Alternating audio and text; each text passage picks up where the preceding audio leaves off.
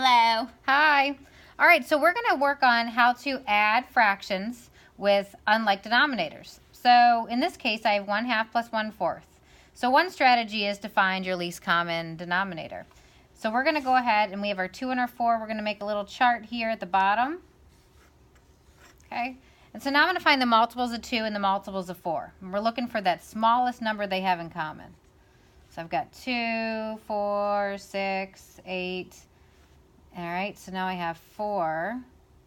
And I'm going to keep going just to finish it off here. All right, so if I look at that, the smallest number they have in common looks like it is a 4. So I'm going to circle that for both. Okay? Then I'm going to come up here, and I'm going to make 4 as my new denominator. All right, so now I have to find my new numerators. So how do I get from 4 to 4? Well, 4 times 1 gets me 4. And whatever I do to my denominator, I have to come up and do to my numerator. So 1 times 1 is 1. Same up here. So 2 times 2 gets me 4. And then 1 times 2 gets me 2. So now I can add these together. Because if I have the same denominator, all I have to do is take my numerators and I'm done. So 2 plus 1 is 3. And I bring my 4 down. So my answer here should be 3/4. What do you think, Miss Phillips? I love that. And I love that is one great way and one great strategy to add fractions with unlike denominators.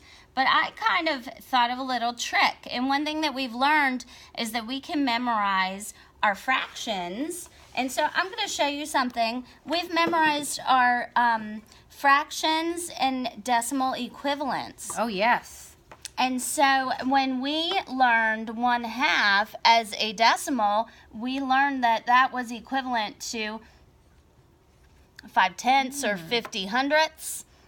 And then we learned also 1/4 was 25/100. So we could simply add those together and we could get 75/100. Well, 75/100 is the same as 3/4. 3/4.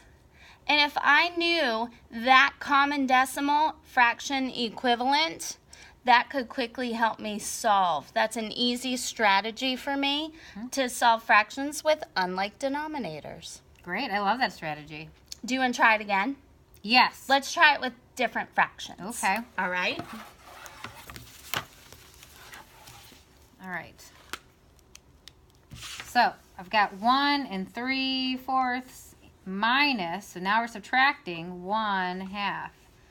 All right, so again, I'm going to do the same thing I did before. I have my 2 and my 4, and I think from the last problem I learned my least common denominator was 4. So I'm going to go ahead and do that. So now, how do I get from 2 to 4? Well, 2 times 2 is 4, and 1 times 2 is 2. All right, and then up here, 4 times 1 is 4. So 3 times 1 is 3. All right, now I can subtract this, and I get 3 minus 2, which is 1, over 4.